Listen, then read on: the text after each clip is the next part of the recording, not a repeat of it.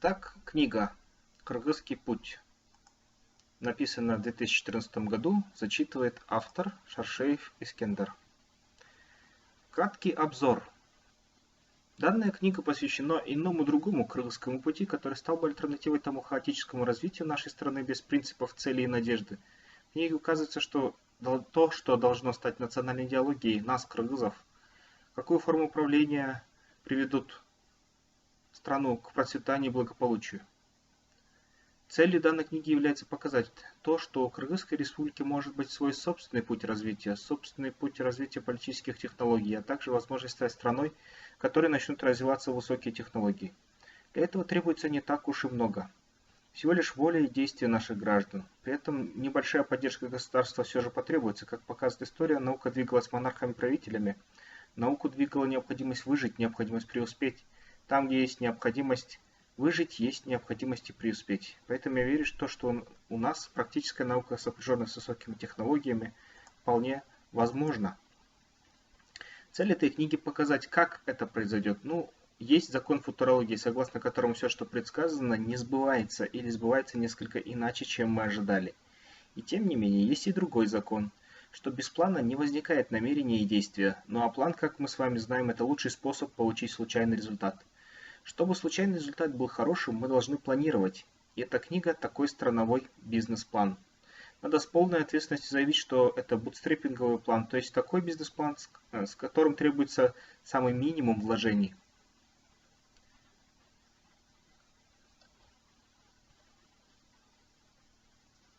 Глава 1. Политическая система. Многие инициативы, многие дела в государстве и царстве всегда начинаются с политического становления. К сожалению, мы заметили с вами, если анализируем большой объем информации, что позволяет сделать интернет, что в странах с тоталитарным мышлением практически невозможны инновации. Раньше нам говорили, что советские КБ, конструкторские бюро стали источником развития небывалых инноваций, чудес инженерной и научной мысли Советского Союза. Последние рассекреченные документы стали нам показывать недавно. Из них следует, что практически все, что придумали в Союзе, стало возможным после того, как опытные образцы этих придумок были выкраны за рубежом. Пока атомную бомбу придумывали в Америке, советские шпионы скопировали чертежи технологий, которые воспроизводились потом уже в конструкторских бюро в СССР, запертыми академиками. Другое дело, что Сахаров, который придумал термоядерную бомбу, слойку, в то же время он просто улучшил то, что уже было придумано и использовано в Соединенных Штатах. США бомбу придумали буквально на ощупь, используя вычисления немецких ученых. Немалую роль сыграл Альберт Эйнштейн и целая группа прочих физиков, европейских ученых. Советский Союз взял, как говорится, скоммуниздил эту технологию, воспроизвел себя так же, как и все последующие технологии, что создавались в Советском Союзе. Инновации в СССР базировались на фундаментальных исследованиях стран Запада. При этом следует заметить, что в Советском Союзе существовала политическая система принуждения населения в плане изъятия у населения прибавочного продукта, произведенного им, и распределения его через государственный план. Таким образом, Советский Союз показал, что он воспитывает у населения двойные стандарты, двоемыслие. Я другой такой страны не знаю, где так вольно дышит человек. И при этом черные фары у соседних ворот, лютики, наручники, порванный рот. Как поют ДДТ. Рабский менталитет, постоянный страх перед государством не может способствовать нации генерировать инновации. В то же время в разных западных странах существовали в разной степени демократические режимы. Практически нельзя сказать, что у них было все идеально. Но в большей части их и у их народов было одно общее. Это ощущение свободы, ощущение силы частных структур, их превалирование над государственными. В советской пропаганде это называется корпоратократией или фашизмом. То есть, когда во власти в стране начинают преобладать частные структуры, например, корпорации или крупные объединения частных компаний, это фашизм. В то же время следует заметить, что в государстве частник может чувствовать себя хозяином государства только при такой системе, в которой допускается свобода политической мысли, свобода действия. Когда нет страха, что однажды тебе придут домой и за твои таланты упекут за решетку. А твой добавочный продукт, твои богатства, которые ты заработал за счет своих уникальных свойств, качеств, талантов и трудолюбия могут экспроприировать. Устроить продразверстку или иную какую-нибудь программу государства. Мы с вами видим, что сегодня есть такое замечательное государство Китай, которое стало первой мировой экономикой. Мы также видим, что Китай патологически не мог генерировать инновации до того момента, когда в нем не установилось некое подобие демократии. Когда в нем установилась гибридная система коммунизма, которая в одну ногу с капитализмом. Все, что производит Китай, Как в Советском Союзе, импорт западных технологий, западных идей, доработок почившего бозе Советского Союза и реализация всего это в китайском исполнении. Китайцы сами говорили до недавнего времени, что это просто беда, что по сравнению с абсолютными величинами статистики, чистая или, пользуясь модной московской лексикой, расовые китайские инновации составляют ничтожную долю от всех инноваций, которые генерируют свободное общество в западных странах. Конечно, в последние годы это начало меняться, но это следствие работы того странного гибрида капитализма в китайском коммунизме. Да, это правда, что в западных странах у чрезмерно законопослушных граждан есть готовность и способность давать друг друга в полицию за мелкие правонарушения. Доносительство и страх перед правительством иногда превышает то, что было в Советском Союзе, и все это правда. Но это все относится к большой массе населения, которое, как правило, не получает достаточно образования, и то, что правительственные структуры государства, структуры США, например, и Франции, целенаправленно препятствуют ретивому, по мнению населения, в целях облегчения управления примитивными массами.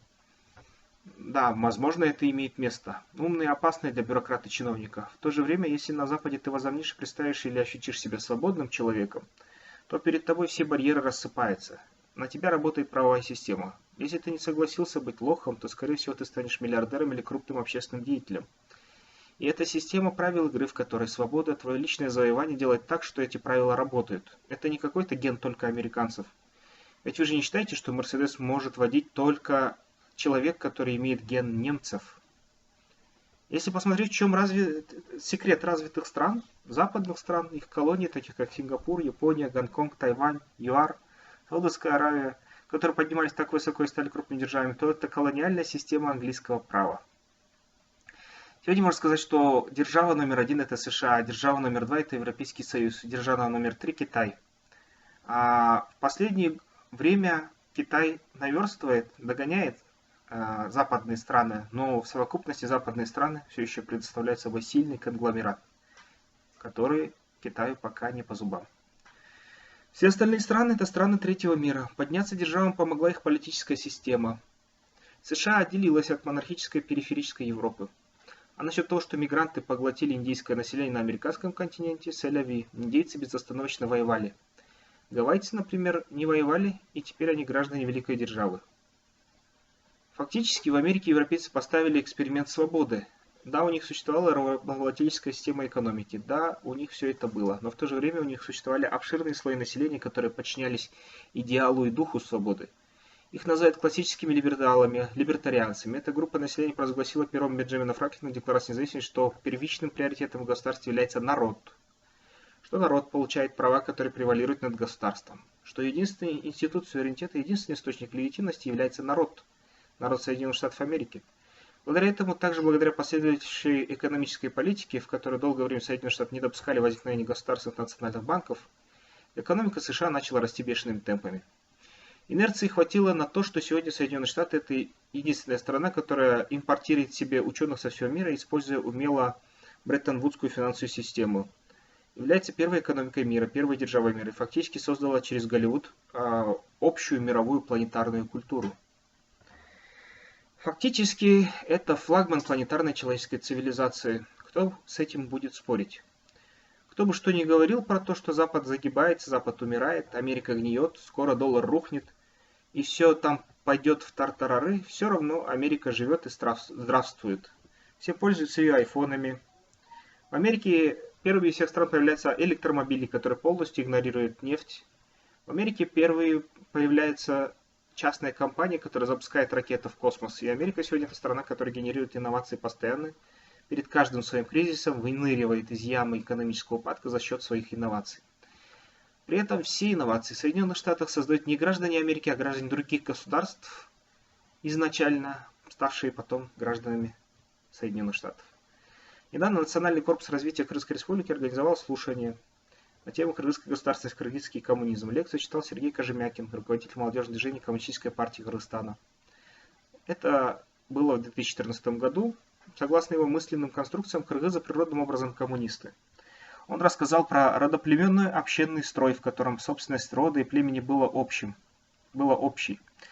Фактически все доходы рода и племени от скотоводства и набегов распределялись поровну на род и племя. Племя являлось буквально коммунной, общиной, которая использовала коммунистические принципы для своей жизнедеятельности. Но, к сожалению, Сергей предлагал нам, кыргызам, с некоторыми оговорками вернуться в древность, вернуться в 16 век как минимум. Есть у нас такие нации, зовущие обратно стать дикими людьми, ездить на телегах, жить в юртах, сделать имущество общим, фактически развести у нас тут коммунизм. Но он не учел одного, что сегодня на дворе 21 век индивидуализм пустил корни в нашем народе, и коммунизма в ментале народа нет. Тем более, что коммунизм приводит к безответственности. При том родоплеменном общинном строе принципы коммуны настолько законсервировали наш народ, что он не развивался и не воспринимал инновации. И до сих пор становится горько осознание того, что когда реформированная Петром I армия России, вооруженная при Николае II пулеметами, пушками, трехлинейными винтовками, а также строевой подготовкой своих солдат сражалась с нашими предками, которые имели за счет своего родоплеменного общинного коммунистического строя луки и стрелы до дубинки, и редко даже у кого были стальные мечи. Наши проиграли, потому что законсервировались, потому что они соблюдали свой природный коммунизм. Сергей предлагает нам стать древними скотоводами, коммунистами, законсервировать старый систему политических и экономических технологий нашего общества и опять отстать от всего мира. Оказаться в самых, так сказать, задворках цивилизации. Как, например, это сделали и делают амазонские племена, которые сегодня потихоньку вымирают за счет того, что белый человек все-таки наступает на амазонские джунгли, вырубая и осваивая их под пастбище крупного рогатого скота, выращивая мясо для торговых сетей типа Макдональдс. Но я вот кыргыз и как-то не согласен с идеями Кожемякина. Я не собираюсь жить в юрте, использовать коммунизм, ходить с дубинкой на F-22 Раптор и F-35. Что еще хуже, на беспилотный летательный аппарат Предатор или Риппер.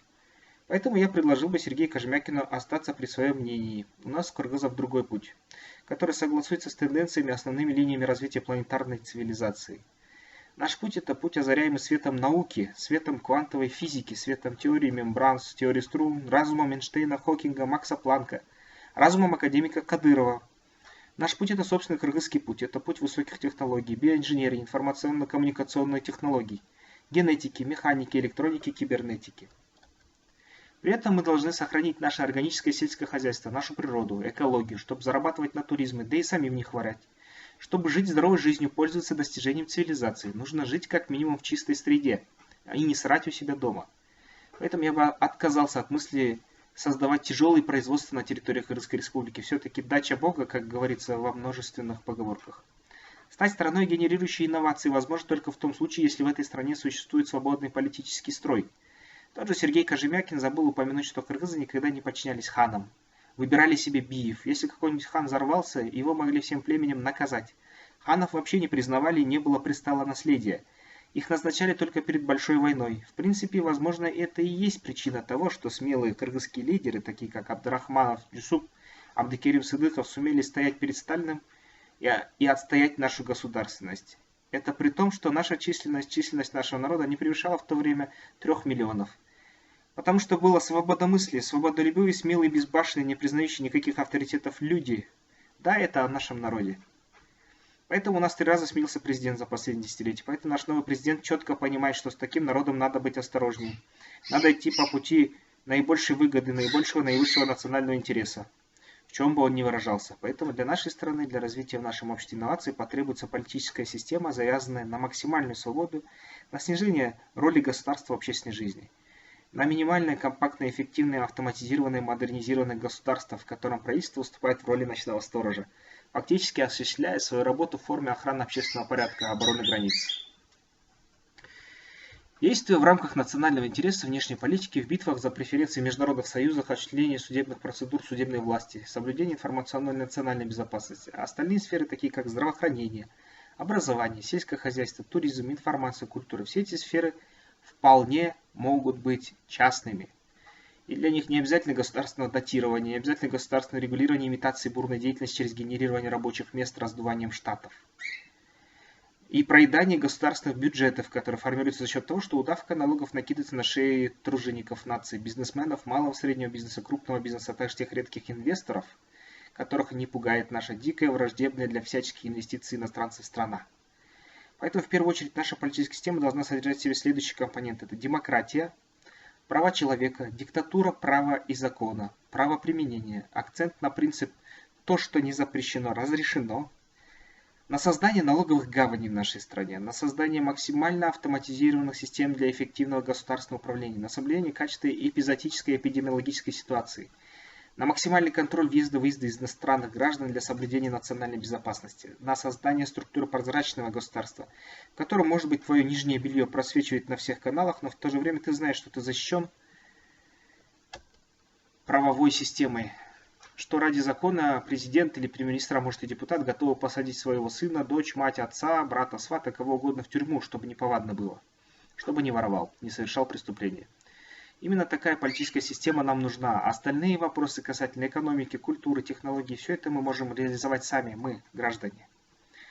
Технологии, инновации требуют больше усилий мозга и определенных усилий золотых рук, которые растут не из жопы. А вот у нас есть мозги, у нас есть мы. И мы ничем не хуже белого человека. Даже если хуже, по крайней мере, мы можем учиться у белого человека. Белого гетеросексуального европейского мужчины, который создал прорыв цивилизации за последние 2 столетия. Поэтому наша страна должна быть свободной. Потому что в обществе, где существует максимальная степень свободы, при диктатуре закона возможно развитие инноваций. Это и есть наш путь, у нас особенный путь. Путь не похож на текущий российский, где существует авторитаризм и власть быдла. Путь не похож на китайский, где существует феодальная коммунистическая прослойка, где должности высших руководителей передаются по наследству золотым принцам, детям партийных лидеров. Хотя в Китае существует и меритократия. И Китай в этом плане меритократичнее многих прочих. Наша страна не похожа на Америку, где сегодня фактически начинает превалировать политкорректность, неолиберализм, что подразумевает собой тот же социализм. Не похожа наша на Европу, где существует либертарианская Германия и социалистическая Франция, а также до ужаса социалистические, иждивенческие, паразитические страны, к которым в определенной степени могут отнести Испания, Италия, Португалия, Грецию. Мы не похожи ни на кого, мы не должны брать пример с кого-либо. Не сидит на азиатской фигуре костюм с европейского или американского или русского плеча. Мы должны быть сами кыргызами, свободными, со свободомыслием во имя свободы, любопытными, смелыми, безумными, безбашенными, пассионарными. Конечно, людям, которые не верят в свои силы, подвержены депрессии, которые считают, что в этом мире бывают разные люди, в том числе такие, как они, без устремления, без воли победы, без силы, характера. Эти люди хотят социалистического общества, в котором будет существовать некий абсолют, который будет осуществлять распределение денежных средств пропорционально по населению. Будет оказывать социальную помощь. Короче, будет построена система принуждения, в которой у талантливых людей будут отнимать результаты их трудов и распределять по тунеядцам и лодырям. Но следует особо отметить, что такое больше невозможно. Капитализм победил везде, даже в самом социалистичном Китае. Капитализм — это когда нужно конкурировать, чтобы победить. Когда нужно изыскивать самые уникальные решения, трудиться и подружить креативность с трудолюбием. Это единственная на сегодня работающая система. Поэтому я не думаю, что Кыргызстан уйдет далеко от конкурентного капитализма. Экономист, профессор Высшей школы экономики России Ясин, утверждая, что сегодня в России действует вторая фаза капитализма. В первую очередь он выделяет капитализм олигархический. Вторую фазу он описывает как капитализм по дружбе, то есть когда какие-либо чиновники помогают своим друзьям, бизнесменам быть монополистами, получать преференции от государства. Третья стадия капитализма в России он видит как конкурентном капитализме, в котором в конце концов окончательное решение будет принимать рынок. Даже при том, что в России сегодня нет конкурентного капитализма, в России все равно все решения принимает рынок, поэтому Россия проигрывает в международной торговле. У нас нет нефти, это благословение Кыргызстана, потому что в Кыргызстане возможен только конкурентный капитализм. И потому что нет никакого определенного ресурса, за счет которого могли бы кайфовать наши чиновники, полностью удушив частное предпринимательство и малый и средний бизнес. Свобода — это ответственность, а не свобода от ответственности. Полная свобода — полная цивилизационная ответственность каждого гражданина. Ответственность — это способность принимать самостоятельные решения и решать проблемы по-умному. В своей книге «Плакальщик по социализме» Кара-Мурза, который называется «Технология перехвата власти», указывает на особую роль в революциях в Украине, Кыргызстане и Грузии, так называемой технологии Шарпа. Шайхудинов и Чадаев считают, что Запад преследует важную цель по уничтожению самобытных культур и навязыванию систем чуждых текущих цивилизаций. Чаще всего говорится, что самое страшное преступление, которое осуществляет Запад на территории постсоветских государств, это уничтожение государственности, разгосударствление, подрыв основ и устоев самого фундамента понятия государства. Таким образом, они демонстрируют, что абсолютно охвачены идеей властного абсолюта. Или единственно возможным, по их мнению, способом осуществлять администрирование на той или иной территории является государство. Таким образом, становится понятна узость мышления и традиционалистических взглядов нынешней властной элиты страны. Так давайте посмотрим, какие есть политические системы в мире. Нельзя чисто копировать чужую систему, выделять ее и говорить, что автоматически это даст взрывной рост страны. В государстве есть конкретно та или иная политическая система, сращенная с разнообразием различных систем в одном сложном сплаве. Тем не менее, политологи пытаются разделять эти различные течения. Так давайте посмотрим, какие их есть и что нам ближе, какие политические течения подойдут для Кыргызстана. Начнем со всеми любимого Карла Маркса. К концу своей жизни, когда он написал книгу, он не ожидал, что она возымеет такой сильный эффект и станет такой популярной. Он не утруждал себя трудными измерениями, социологическими исследованиями, поиском фактов, подтверждения своих теорий. Они ему и не были нужны. Он занимался построением моделей, основываясь на личном опыте и знаниях. Таким образом, он создал очень простую конструкцию понятий, то, что массам людей всегда легко воспринимать. То есть он буквально написал, что белое белое, черное черное, что есть борьба добра со злом, что зло это капитализм и эксплуатация, а добро это революция и коммунизм. Он написал свой труд «Капитал» в основном для Великобритании, в которой действительно были массы пролетариата. Проллос так называли яйца быка в древнем мире. То есть в Риме называли пролетариатов, тех людей, которые не работали, занимались только тем, что требовали бесплатный хлеб от римской администрации и смотрели гладиаторские бои. Проллы размножались, больше никаких дел они не делали. Они работали на заводах, им платили маленькую зарплату, они ненавидели богачей. Естественно, говорили, мы бедные, мы все должны кормить, и за счет этого все должны кормить нас. Их называли пролетариями в разговорной речи. Маркс почему-то выбрал это название пролетариев, сравнив британских рабочих с римскими пролетариями. Пролетарии в Великобритании, в отличие от римских, реально работали. В Великобритании времен Маркса был большой разрыв между богатыми и бедными. Сравнение их с римскими пролетариями, отождествление с ними британских пролетариев было оскорблением для британцев, потому что в отличие от римских своих коллег, они реально пахали, зарабатывали до седьмого пота. В результате их труда они, несмотря ни на то, что долгое время, практически на протяжении 20 лет, представляли собой самый бедный слой общества, постепенно получили то, что им полагалось. Они получили свои гражданские права, государственную поддержку. Заводы Великобритании начинают потихоньку, владельцы этих заводов, выплачивать заработные платы, повышать. Постепенно Великобритания способствует росту их доходов. Однажды рабочие Британии неожиданно стали средним классом. Карл Маркс при своей жизни увидел, что написанная им книга «Капитал» оказывается очень далека от правды. Он видел, что практически все, что он прогнозировал, не сбылось, и для него еще большим шоком было то, что он прогнозировал для Великобритании, исполнилось в извращенной в своей форме сегодняшней Российской Федерации, тогда еще Российской империи. Соответственно, Карл Маркс отрекся от своих трудов, но, к сожалению, к тому времени было слишком много популярной социалистической литературы. Вся она была написана ссылкой на него, в том числе и многочисленные сочинения Владимира Ульяновича Ленина. В результате Карл Маркс в умах стал расти и развиваться, тиражироваться в массы, пошел гулять по планете, вырасти в чудовище социализма, уже будучи не способным это чудовище убить своими руками.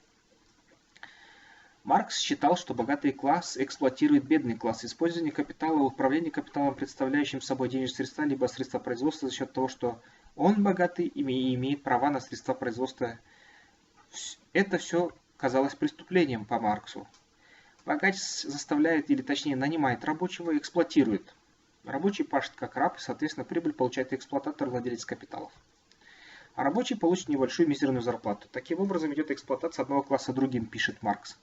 Взамен он предлагает революцию, которая приведет к свержению господ, отъему капитала, частного в основном, обобществлению этого капитала, разделению его трудов, его производства на всех в равной степени. В свое время извращенные идеи Маркса привели к тому, что коммунисты после революции пытались делить жен, делая их общественными. Но, как выяснилось, чистый коммунизм не сработал. Ленин получил разруху как результат идеи Маркса и был вынужден ввести политику НЭПа, новую экономическую политику. Разрешенный на время капитализм позволил крестьянству окулачиться, крепко стать на ноги, накормить людей. Сделать то, что в корне противоречит идее Маркса. Выяснилось то, что когда ты позволяешь людям владеть частной собственностью, позволяешь работать, пользоваться плодами своего труда, ты получаешь эффективное, продуктивное живое общество. Как только ты отнимаешь добавочный продукт и плоды труда старательных людей, ты получаешь, во-первых, тонны ненависти талантливых людей. Во-вторых, радость гопоты, в-третьих, снижение производительности и саботаж экономики. Фактически твоя страна становится очень слабой. Поэтому идеи Маркса для нас не годятся, потому что равенство достичь невозможно. Отменить частную собственность равносильно тому, чтобы перебить желание трудиться у впечатляющей массы населения. Для нашей страны не годится совсем такая система, потому что в нашей стране талантливых людей достаточно. А наши люди не имеют опции в виде привычки подчиняться безоговорочно. Любая попытка их принудить приведет к социальному взрыву. Противодействие при этом, неважно в каких масштабах, может принять явление стихийного бедствия. Мы прожили при коммунизме и жили хорошо, пока текли из Москвы деньги. Конечно, эта жизнь была оплачена кровью наших предков, которых уничтожили прилично. При этом нам не давали развиваться в достаточной степени. Нам построили города, нами управляли, дали культуру, но не давали достаточно представительства во власти. Историки были под неусыпным оком КГБ. Искусство также полностью контролировалось в основном КГБ. Если бы не было разгрома Мустафы Чокоя, или Мустафы Шокая, как говорят казахи, со стороны Михаила Фрунзе, со стороны Осипова, то фактически наша страна никогда бы не проснулась под коммунизм, никогда бы не прогнулась под коммунизм. Не зря с 1916 по 1924 годы беспрерывно велась так называемая борьба с басмачами. На деле борьба с группами населения, которые хотели видеть свою территорию в форме независимой страны. Другое дело, что басмачи не всегда были сами чисты, но тем не менее они искренне отдали свою жизнь за независимость своей родины. Итак, коммунизм и социализм в понимании Маркса и Ленина к нам не подходят. Социалистические партии, которые были и есть всегда популистскими, которые обещают золотые горы населения без приложения никаких трудов со стороны населения, побеждают на выборах, потому что всем нужна халява. У нас все партии практически социалистические, социал-демократы, либо центристы, либо социал-националисты. Но мы видим, что за 20 лет их действия, фактически это их платформа, популизм, не приводит к хорошему развитию страны. Потому что существуют такие явления, как коррупция, неравное распределение доходов предприятий с государственным контролем, которое неизбежно возникает при социалистической системе. Концентрация большой власти в одних руках никогда не отпускает бедным или невинным ни одного правителя. Сама по себе концентрация власти есть секрет того, почему всегда социализм приводит к олигархии. Олигархами всегда становятся те, кто поставлен распределять поровну доходы государства для всего остального общества. Соблазн велик. И виноват в этом не сам соблазн, а именно социализм, потому что он позволяет соблазну возникнуть практически. Социалистическая система или система социал-демократов – это готовая система по печатанию драконов, штампованию по заводскому производству драконов. Просто достаточно передавать власть социальным государствам каждому новому человеку, он будет становиться каждым новым драконом. Фашизм. Фашизм тоже не пойдет в нашей стране, потому что для фашизма необходимо создание нации робота, нации без мозгов, полностью подчиняющейся законам и приказам установления. Не имеющего собственное мнение нации, которая будет выполнять приказы властителей без всякого критического осмысления. Это тоже не про нас. Элементы фашизма пыталась создать Москва. Честно пытались и ханы Каканского ханства. В свое время здесь были караханиты, тотальное мышление, пытались навязать нам религиозные деятели. И пытаются. Но наше население не примет такого тотального мышления. Никогда не может стать законопослушным наш человек, если законы мешают жизненным интересам индивидов. Поэтому фашизм у нас не пройдет. Как бы ни мечтали об этом поклонники Гитлера, а также те самые национал-патриоты, которые тоже любят мыслить очень упрощенными конструкциями. Убить богачей иностранцев, ограбить их, распределить на всех, распределить богатство их тем, кто ближе к кормушке. Это слишком примитивно. Фашизм просто не пройдет, потому что у человечества есть негласный закон Талиона, зуб за зуб, глаз за глаз. Если националисты кого убьют, кто-то начнет убивать и наших людей, запустит маховик гражданской войны смертей. В наше время совсем как-то не по-человечески жить в обществе постоянно кровавой войны. Да и другие страны вмешаются. Причем это вмешательство не будет идти на пользу стране. Фашизм не подходит. Что же касается следующего политического строя, демократии. Да, демократия у нас присутствует. Издревле в нашей стране существовал инструмент Курултаев. Сама по себе демократия это очень хорошо работала в условиях греческого полиса, в котором жили не более 1000 человек. На самом деле демократия это самая худшая форма правления, которая существует на Земле. Под подозрение попадает именно представительская демократия. Худшая за счет того, что именно она приводит к тому, что у нас постоянно к власти приходят популисты, люди, с которым легко обещать золотые горы, при этом также легко не исполнять свои обещания. Как правило, через демократические выборы приходят к власти самые худшие представители политической элиты, самые беспринципные, лживые, лишенные определенных нравственных устоев. Хотя демократия позволяет иногда прийти к власти хорошим людям, все зависит от уровня развития сознательности больших масс населения. Именно тех масс, которые участвуют на выборах. При этом в постсоветских странах отмечено, что сам процесс выборов чаще всего является фикцией. потому что система подсчета голосов замыкается на конкретных людей, которые могут работать непрозрачно. Стало быть, имея достаточное количество своих представителей, своих председателей участковых избирательных комиссий, мы можем подделать смело любые выборы. Тем не менее, сама по себе демократия неплоха. Она позволяет канализировать политическое участие, политическую активность населения именно через инструмент выборов. Поэтому демократия должна быть. Она не должна быть представительской, слишком имея большое количество прокладок между народом и властью, но она должна быть снова, как в древнегреческом полисе, прямой. Прямую демократию могут обеспечить только современные информационные технологии. Мир стал большой цифровой деревней. Технологии превалируют. При этих технологиях возможно осуществлять всеобщие выборы за 1 секунду. При этом можно видеть текущие данные. Их можно будет проверить, чтобы развеять сомнения о том, что хакеры взломали сервер и ввели свои данные. Нужен именно такой инструмент прямой демократии при современных технологиях.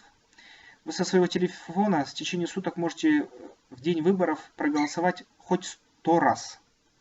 Если сводные данные совпадают правильно, при подозрении на взлом системы можно признать эти выборы. При этом каждый мобильный телефон должен быть зарегистрирован за уникальным номером и кодом. Он становится вашим идентификатором в системе, при том, что вы еще должны таким-то образом подтвердить свои биометрические параметры в привязке к телефону, чтобы действительно никто другой не воспользовался правом выбирать себе политиков.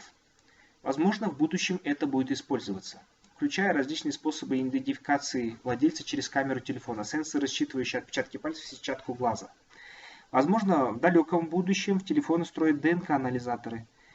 Вот такая демократия у нас, конечно, сработает. Но мы можем приблизить сами такую демократию. Для нас именно она годится в виде прямой демократии, в виде электронной технической демократии.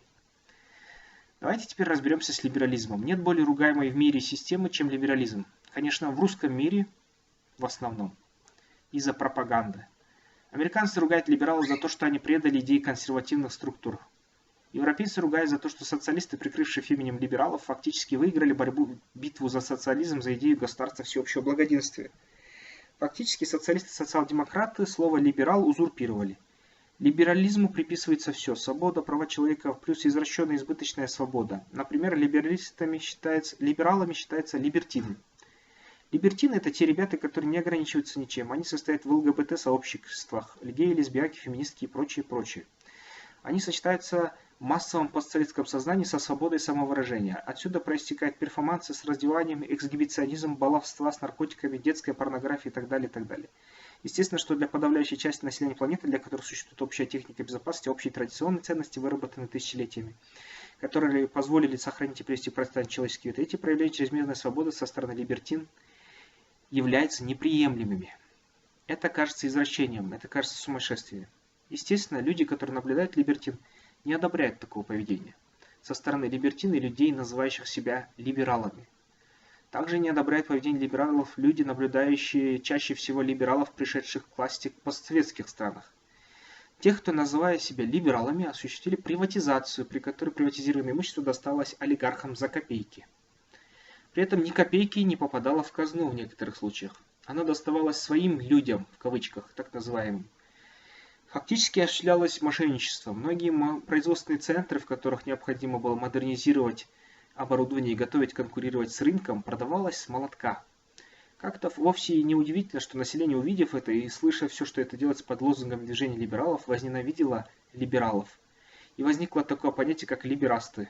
Это мерзавцы, взявшие как знамя своего движения флаг либералов, фактически дискредитировавшие либерализм. На самом же деле они вели себя как социал-демократы в полном соответствии с убеждениями программ европейских социал-демократов, а также социалистов. Произошла классическая подстава, то есть преступник прикрылся добропорядочным гражданином, выдал его за убийцу. То же самое произошло с либералами. Мошенники, социал-демократы и социалисты прикрылись словом либерализм, совершили преступления против своих государств. Именно они произвели мошеннические действия вокруг государственной собственности, подлежащей приватизации. В итоге континентальная часть Евразии навсегда слово «либерал» стало считать заклейменным понятием «либераст», «извращенец», «преступник» и так далее. Кыргызстану не подойдет ни неолиберализм, ни социализм, ни социал-демократия, которая по сути является явлением, обозначающим объединение социалистических идей с демократическими технологиями.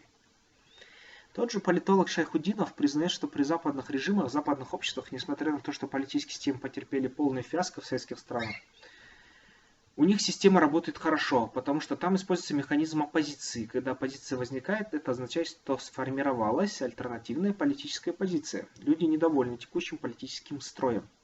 Запад умеет канализировать агрессию людей через принятие замечаний оппозиции на их реализацию. Агрессивность народа таким образом может десятилетиями, тысячелетиями гаситься. Запад так может сохранять свой строй, и он прав. Но почему-то Шайхутдинов считает, что это плохо. Кара-Мурза и Путин почему-то считают,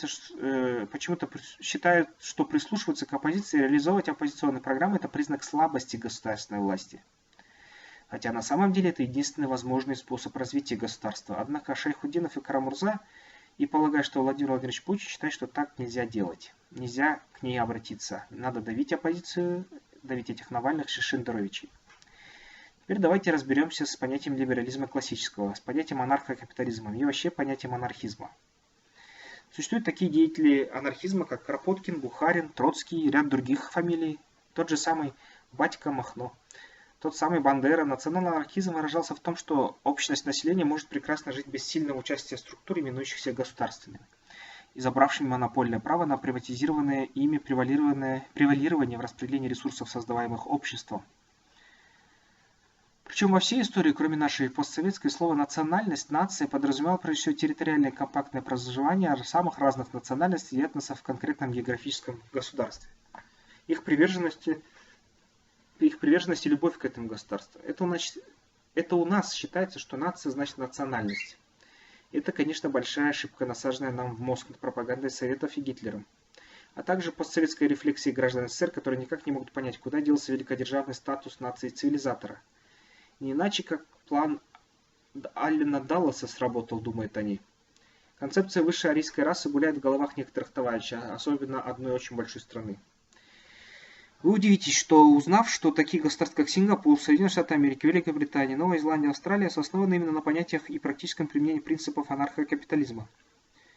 При слове анарха, то есть безвластие, у каждого человека, воспитанной в советской системе, да и в Америке и других системах, на макушке волосы встают дыбом, потому что слово анархист звучит примерно так же, как террорист для участников событий с башнями-близнецами, переживших 11 сентября. На деле же слово анархист означает человек, живущий вне чьей-то власти. Потому что сама по себе свобода человека принадлежит ему, как и его тело, и его права на работу, на труд, на плоды своего труда. Человек принадлежит только самому себе. Это всеми воспринимается естественно, но в иных случаях люди забывают, что право на самооборону, на защиту себя тоже принадлежит самому же человеку. И при этом это право во многих государствах мира узурпировано вооруженными группами людей, которые объявляют насилие своим монопольным правом. Называют себе при этом эти неестественные вооруженные формирования государственными служащими. Но это не так. На деле, по факту, монопольных прав не существует. Там, где кто-то пытается установить монополию на применение силы, он становится тираном. Он строит диктаторский режим или же подвергается общественному давлению, остракизму, ломается и в итоге прогибается под общественным настроением, если не безвольные овцы страну населяет.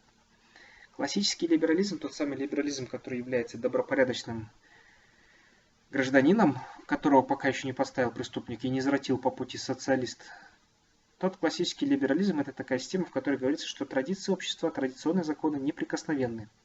Но в то же время общество ничем не ограничивается. Если свобода самого человека в обществе требует разрушения традиции конец. При классическом либерализме, или как сейчас его называют, либертарианстве, чтобы отличаться от либерастов, в первую очередь подразумевается диктат права. Либертарианство устанавливает право, которое обязывает соблюдать всех людей. Это право используется в дальнейшем для жизни людей, а не для кайфа госчиновников. Исполнителем права может являться общество, гражданин, в ограниченных версиях либертарианства, в частности в минархизме, это значит минимальная власть минарха. Государству дозволяется великодушно быть блюстителем этого права. Весь государственный аппарат ужимается, остается только армия, суд, полиция и небольшое ведомство по сбору минимальных налогов. Эти структуры являются государственными организациями. Остальные структуры, которые занимаются здравоохранением, образованием, культурой, информацией, экономикой, полностью становятся частными. Также запрещается создание монопольных систем государствами в частном секторе, потому что монопольные системы по своей сути всегда стремятся к принуждению, формированию диктаторских отношений с теми, кто зависит от нее. Например, если одна государственная компания принадлежит монополии на производство хлеба, то она может установить высочайшие цены на хлеб, потому что она одна. Монопольная организация по большому счету наплевать на всех, потому что все зависят от того, что создает она, поэтому и качество низкое, продукт плохой. Так вот, в нашем мире самые большие монополии это государства. В либерализме, в классическом либертарианстве, предлагается не позволять организациям быть монопольными. Организация может заниматься выращиванием хлеба, но при этом она имеет равные права, как и любая другая организация, которая хочет заниматься тем же. Если организаций много, то в конкурентной борьбе цена на хлеб падает.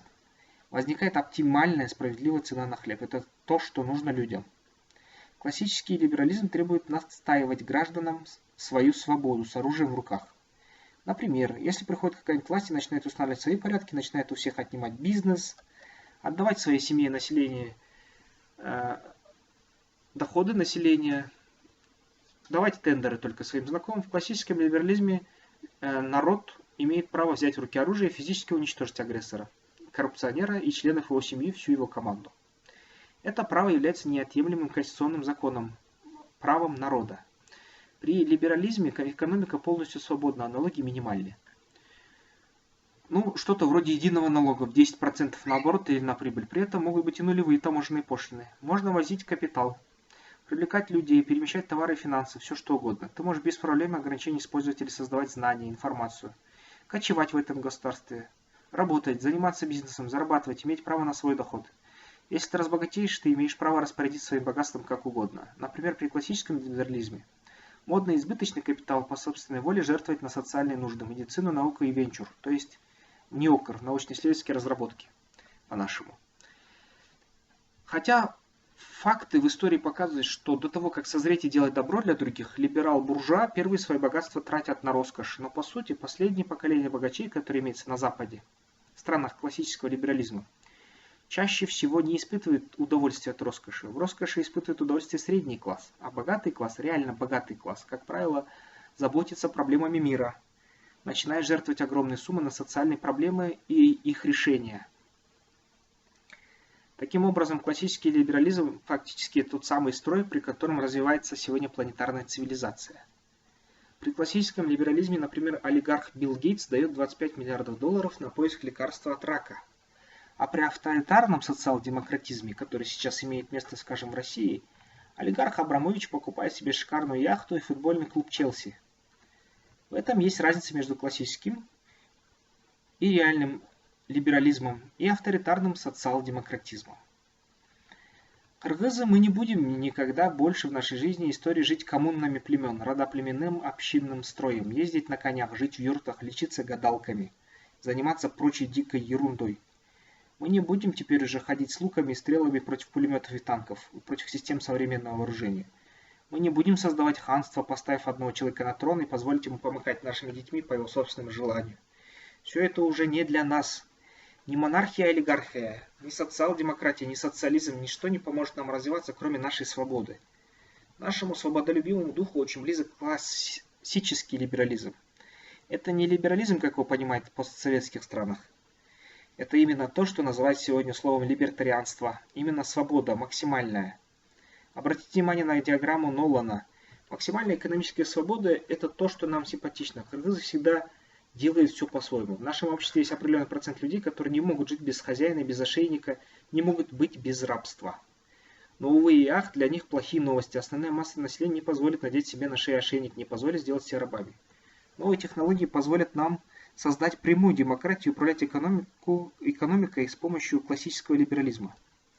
Наше государство будет процветать и расти. При этом есть один нюанс. Основные критики классического либерализма утверждают, что оказалось на Западе все говорили, что надо все приватизировать, продать через рынок и дать рынку полную свободу. Но когда возникает коллапс экономики или что-то иное, какое-то непредвиденное обстоятельство, на Западе спокойно эти классические либералы используют государственное регулирование для управления ситуацией.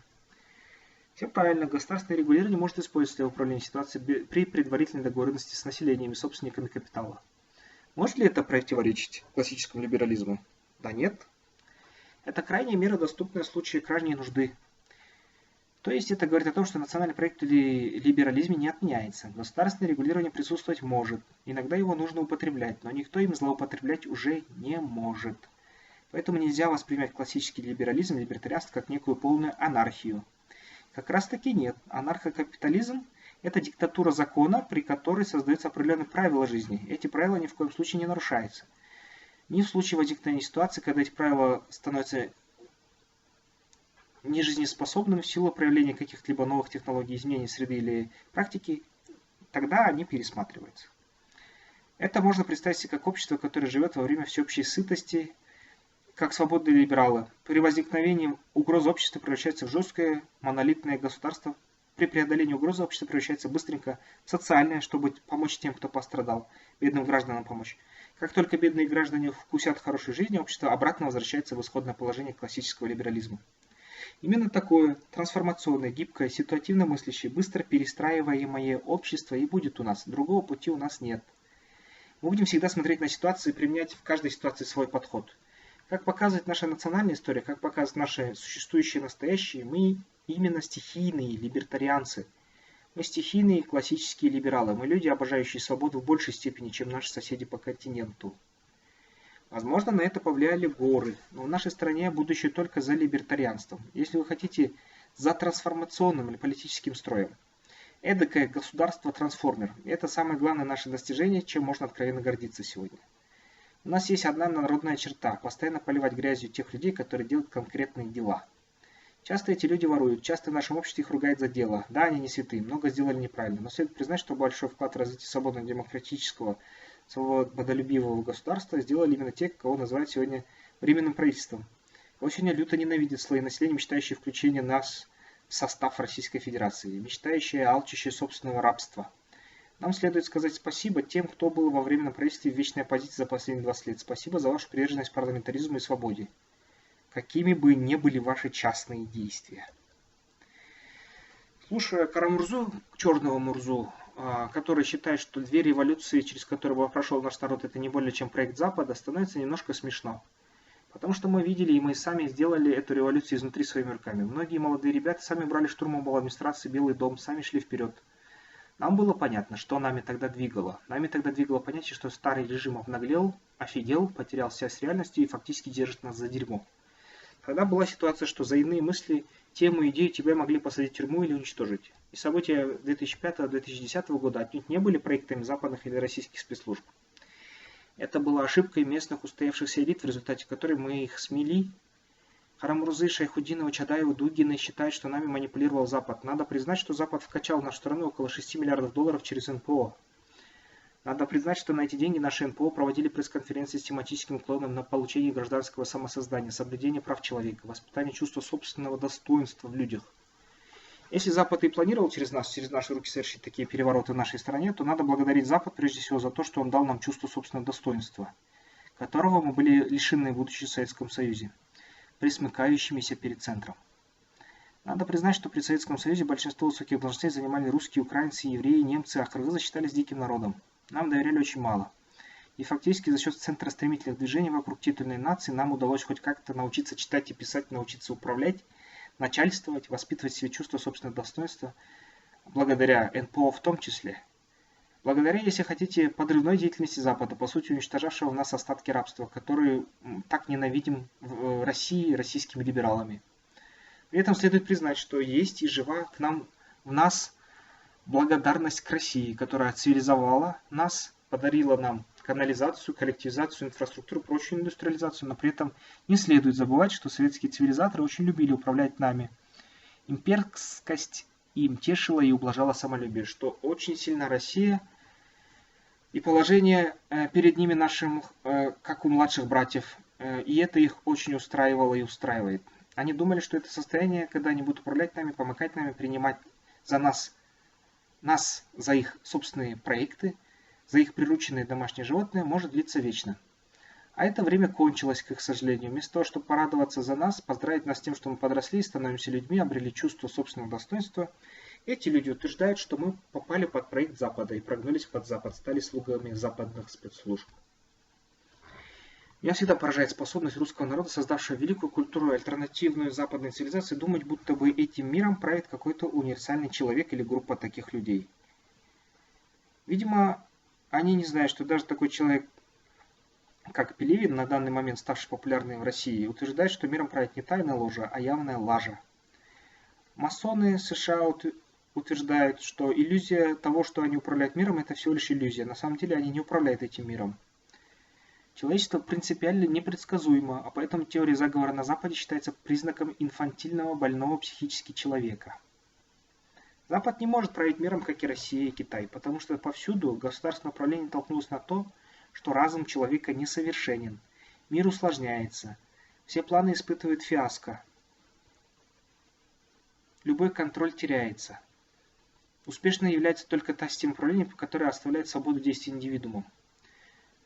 Тем не менее, вырабатывая четкие критерии ожидаемого результата, ставя цели и задачи. Нельзя путать стремление к соблюдению чувства собственного достоинства, стремление к свободе с послушанием и раболепием перед делами какого-то Запада. В конце концов, мой маленький народ небольшой, 4,5 миллиона по всему миру, всего 6 миллионов в стране.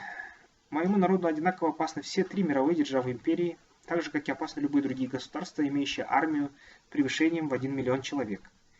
Поэтому не суть в том, что наша элита готова продать родину Западу, России, Китаю или кому-нибудь еще. Суть в том, что мы не хотим быть порабощенными, подневольными под политической системой России, Китая или какой-либо еще страны.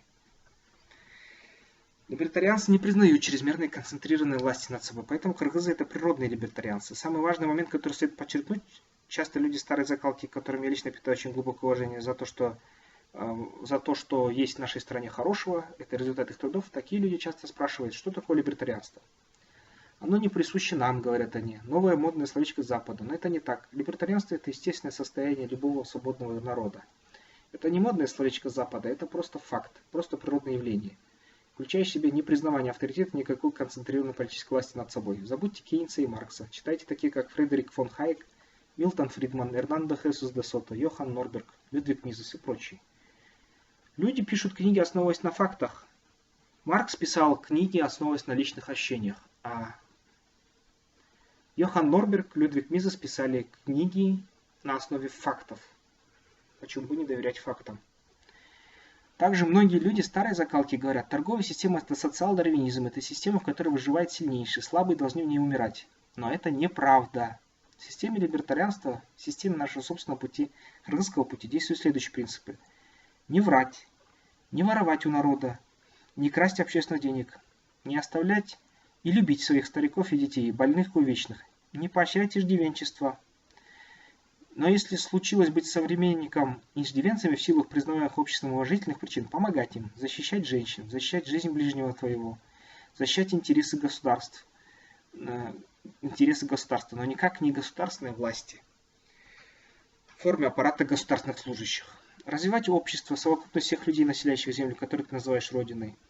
Это принципы, это и есть наш собственный путь при сращении с современными технологиями цивилизации. Притом все это достигается всеми новыми текущими возникающими технологиями. Это и есть наш собственный путь. Микст, смесь демократии, смесь военного единства, смесь общества и взаимопомощи. При этом максимальная степень свободы, бережное отношение к собственной природе как к среде обитания. Безудержное стремление к науке и новым горизонтам, исследованиям и свершениям. Отныне, с момента прочтения этого, вы можете назвать это нашим собственным особенным кыргызским путем развития страны. Конец первой главы.